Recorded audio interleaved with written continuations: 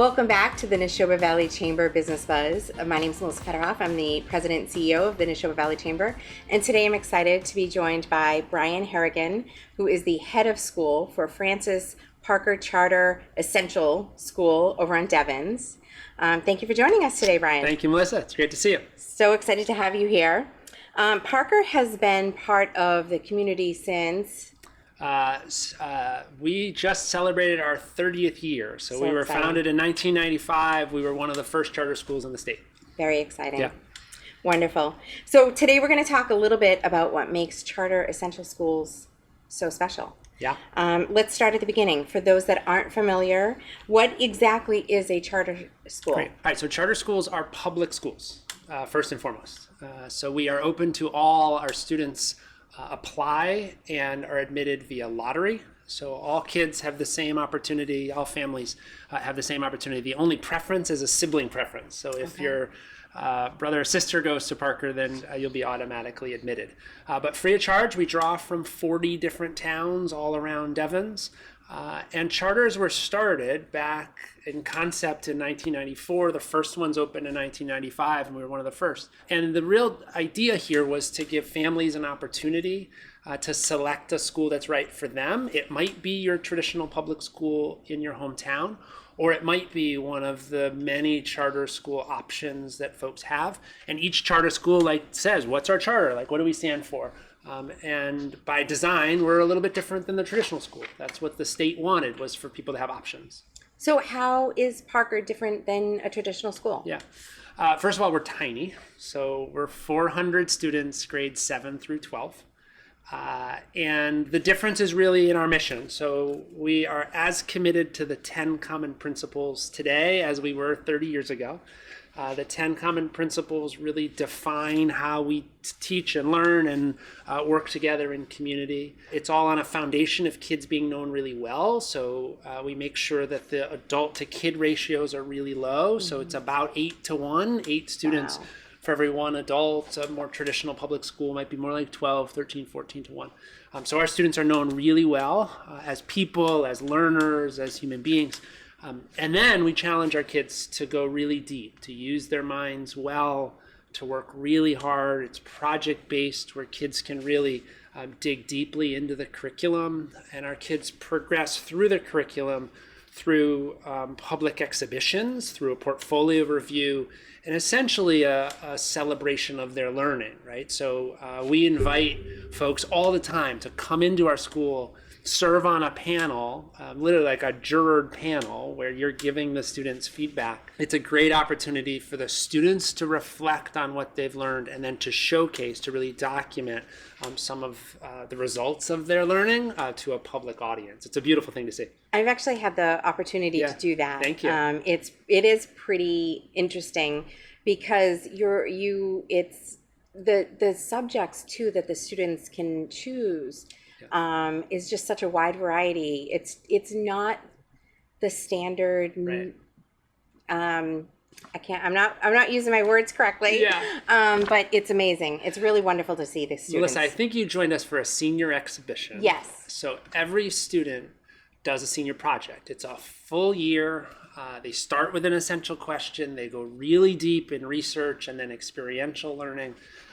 And then at the end of the year, they're presenting to an audience that includes folks like you.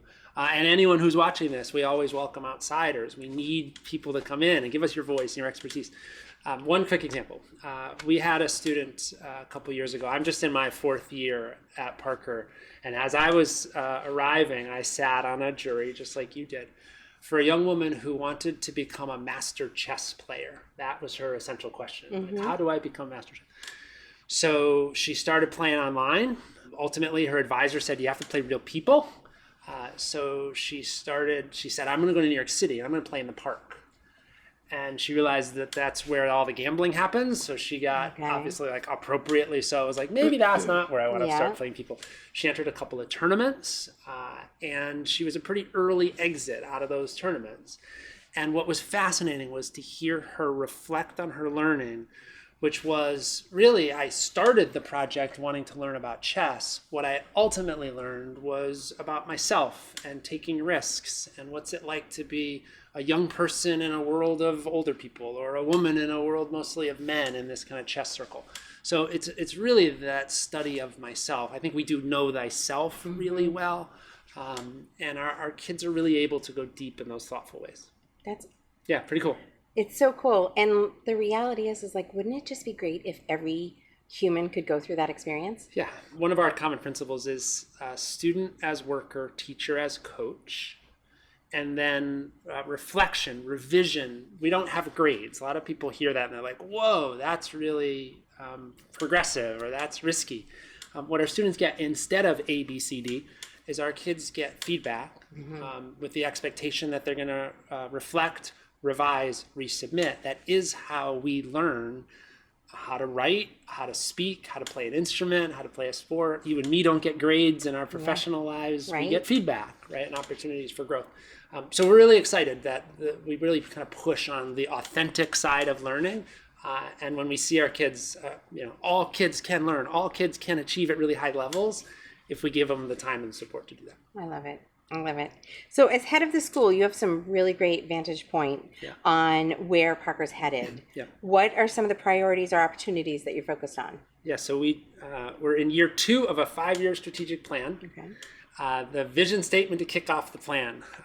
With students at the center of everything we do, Parker will share its voice, we're going to partner with others, and we're going to grow as a celebrated leader in progressive ed. That's a lot. It is a lot. Kids come first. That's the first line of our strategic plan. And it's a growth plan. We want to be in the conversation. We want to partner with businesses, with other schools. We have visitors that come check us out all the time. Most of them are educators or other schools to say, how do you do advisory? How do you do this no grading thing, right? So we want to make sure people can see authentically how we do what we do. There are plenty of terrific schools out there. Charters exist to provide families with an option and to be a laboratory of experimentation so others can learn from us. So part of that strategic plan is saying, how do we make sure the world knows about us, feels welcome to come visit, and we share what we have done and done well, and then we learn from others. A couple examples, we've had for the past many years Fulbright teachers from all around the world come visit us, spend a day or two with us, get to know our kids, visit classes. It's been a wonderful partnership. One of those teachers from the country of Georgia said, can I come here? Can I bring my students here? Now, Georgia's a former Soviet state. Okay. It'd be hard for us to travel there, but they can travel here. So I just was emailing with her earlier today. They're going to come back, 16 students. We're doing a joint Model UN team, us and them. And they're going to live in our homes. We're going to tour Boston, and then together we're going to go to New York City to do this Model UN conference, right? Wow. That's the sort of partnership here on Devens. I would love to partner with different businesses for some of those senior projects that we just talked about. So anyway, we're not going anywhere. We are thrilled to just celebrate 30 years, and we're like, what about the next 30? What about the next 60, right? So we're really proud of our little school. We want to make sure that we are for our kids first and foremost, and then connecting more broadly outside. Wonderful. Yeah. So for those listening who might want to support Parker, how or learn more about the school, how do they get involved? How do they connect? Yeah. All right. So first thing is, if you have a 4th, 5th, 6th grader at home and you live in or around the Devens area, consider applying. Come to one of our info sessions. Check out our school. You get about 300 applications each year for about 100 spots. Okay.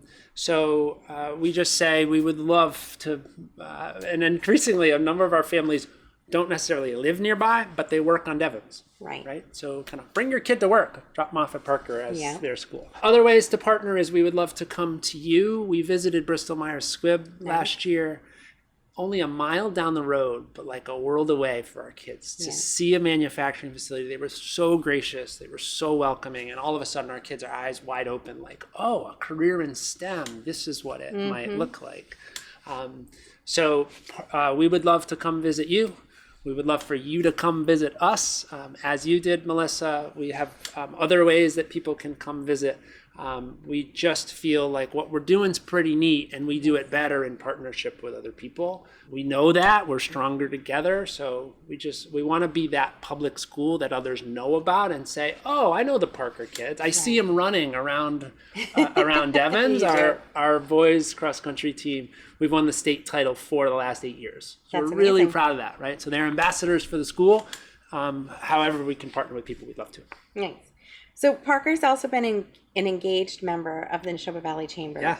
Why is it important for the school to be part of the chamber, and how does that connection help strengthen your role in the community? We take a lot of pride in our school as a physical place. Like, we are a place. We are here. We're not going anywhere.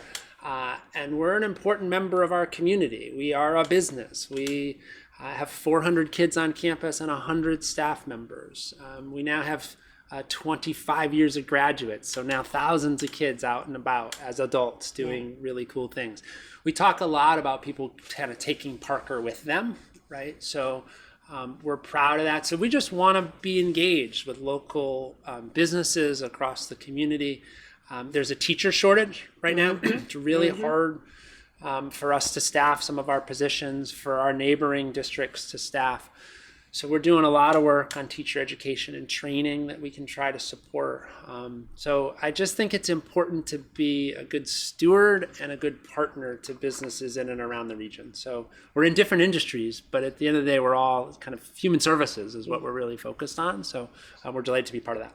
Well, I'm going to add that we've had the opportunity also to have a handful of Parker students as interns through the chamber. Yeah. And I met one of the Parker students at our Rotary meeting last week. Great. So we're chatting, and we'll see where that goes. I'll say lots of businesses think of college kids for internships. Kind of appropriately so. We're really thinking of senior year of high school. So these kids are 17, most of them 18 years old. Can we think of senior year as a bridge to college, career, military life, right? And can we free our kids up in the afternoon on particular days to go do internships aligned to their senior project, perhaps with the full support of our school behind it? So it's not just a kid showing up, but it's an institution supporting that student. So to the extent that we can help you institutionally, we would love it. And our kids do really amazing, neat stuff. They really do. They really do. So I highly recommend it. Thank you. Thank you for the plug. Brian, before we close, is there anything that we didn't cover that you want our listeners to know? The biggest thing I'd like folks to know, as you might drive by our school or hear about Parker out and about, is I would hope people would be proud of having this little institution nearby. They would see us as a partner and a resource, and see our students as kind of their interns, their future employees. We are preparing kids for jobs that don't even exist, and we know that. A Parker education goes really deep. Our students learn the skills that employers need. Our students learn how to think, read, write, ask great questions. They learn how to research and scientific investigation. That's how our students progress from one class and grade to the next, is to demonstrate that skill-based learning. So I'm proud of what we're doing for and with the students. And I would just say to your viewers, I think these are the sorts of kids and skills that we need. Students that know how to learn and how to ask the right questions. So I think that's probably how I'd want to end, is a little plug for our kids to say, because of the way we do school in this hands-on kind of iterative sort of way, that our kids are really well prepared for life. And we have the data to back it up. Our kids are doing extraordinarily well now as adults, and I'm excited to see where they go. So wonderful. Yeah. Awesome. Well, thank you so much for joining us.